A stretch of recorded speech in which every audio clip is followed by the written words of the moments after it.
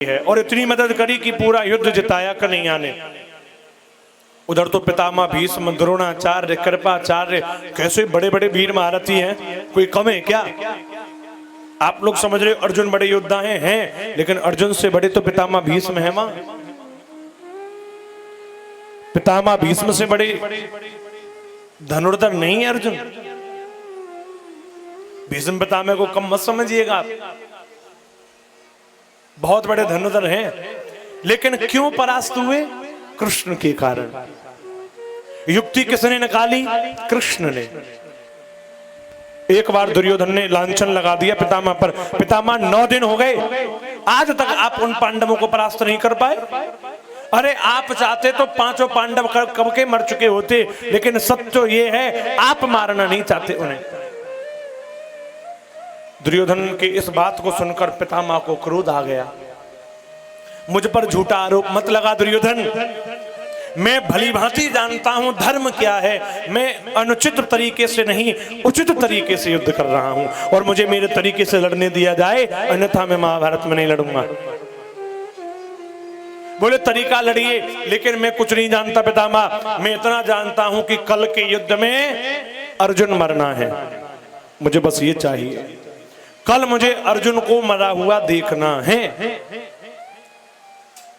आवेश में थे पितामह, प्रतिज्ञा ले ली। दुर्योधन मेरी प्रतिज्ञा है, कल के युद्ध में ये धनुष उठेगा तो अर्जुन के प्राण लेकर के ही रुकेगा।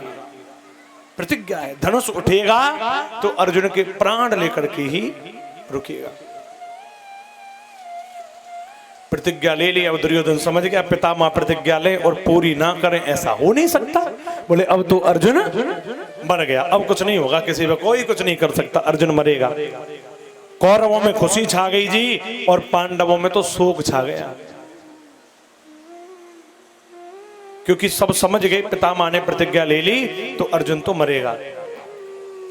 पितामह प्रतिज्ञा ले लें और वो पूरी ना करें, ऐसा थोड़ी होता है। पितामह भीष्म बड़ी बड़ी कठोर प्रतिज्ञा ली है पितामह ने। आज अर्जुन को वध करने की प्रतिज्ञा ले ली। सब लोग बड़े परेशान, बड़े चिंतित हैं। सभी पूरी पांडव है ना, अरे मैया निक शांति से कथा सुनो। सब लोग बड़े शोक में उदास हैं। पूरी पांडव सभा, क्या होगा अब, क्या होगा? भगवान देख रहे हैं। भगवान ने देखा कि ये तो अर्जुन को मारने वाले हैं पितामह। सारे लोग उदास हैं, भगवान ढूंढ रहे हैं अर्जुन कहां है। अच्छा, उन लोगों में अर्जुन था ही नहीं। भगवान ने देखा अर्जुन कहां चला गया। भगवान आए अर्जुन के कक्ष में, जहां जो अर्जुन के लिए बना हुआ था, कुरुक्षेत्र में। भगवान ने देखा तो अर्जुन तो आराम से तांड पट्टा मजे तो सो रहे। भगवान ने चादर खींची, जगो। अर्जुन की नींद खुली। क्या हुआ कन्हैया? अरे भले आदमी, तो नींद कैसे आ रही है? पितामह ने प्रतिज्ञा करी है कि कल अर्जुन मरेगा और तुम की सो रहे हो, तुम्हें नींद भी आ रही है। तो बोले नहीं सोऊं क्या? बोले कैसे सो सकते हो, तुम्हारे लिए पूरी पांडव सेना जग रही है और तुम खुद सो रहे हो। क्यों सो रहे हो? अर्जुन ने बड़ी गजब की बात कही।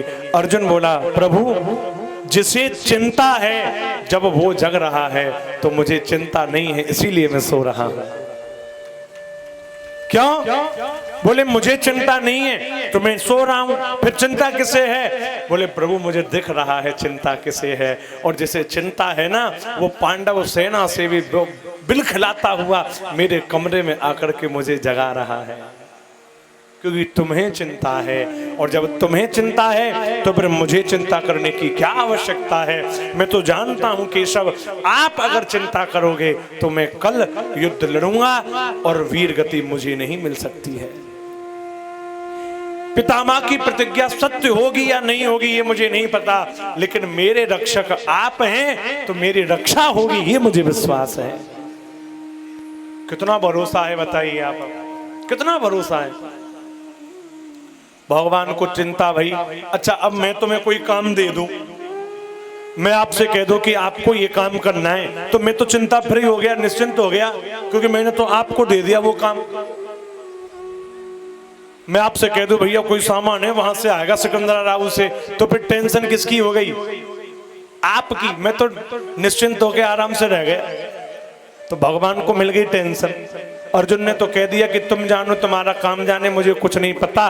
तो भगवान ने सोचा अब बचाओ जाए कैसे करके, हम पे टेंशन है।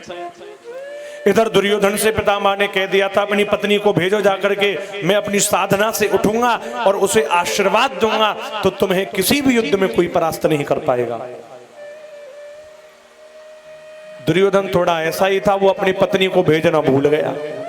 बड़ा भेज दूंगा क्या है पितामह के पास।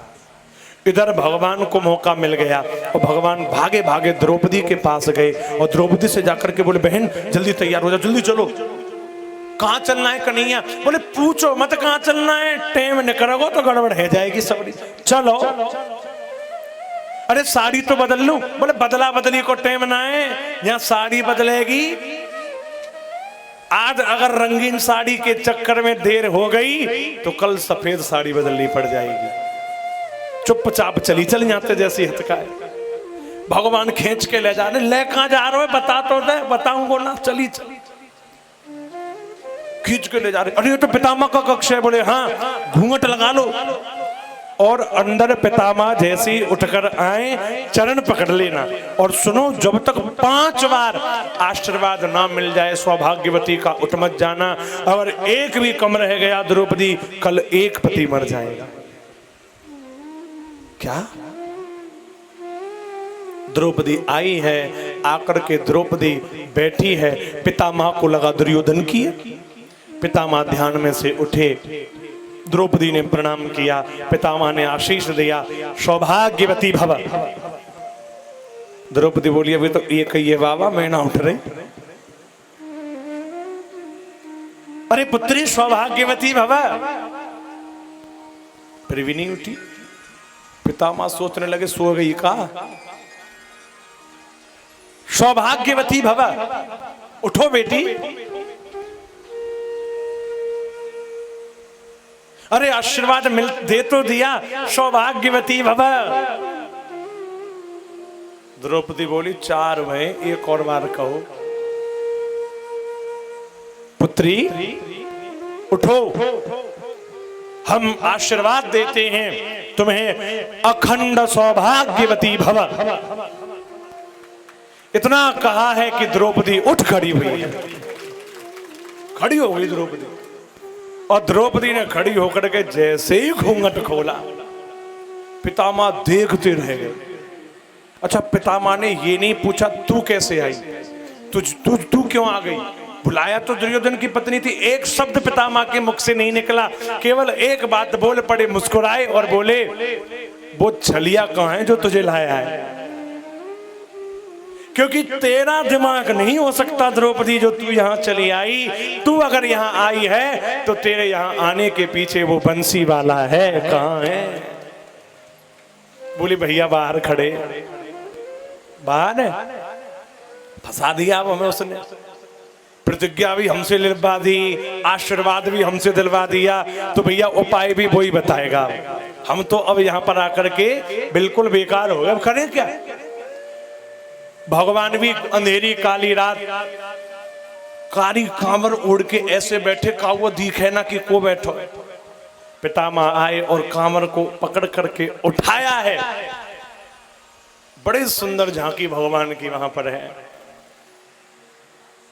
कन्हैया आप तो मेरे इष्ट हैं, ये बताइए नाथ मैं क्या करूं? आप जानते हो मेरा नियम है, मैं प्रतिज्ञा ले लूं तो छोड़ता नहीं हूं।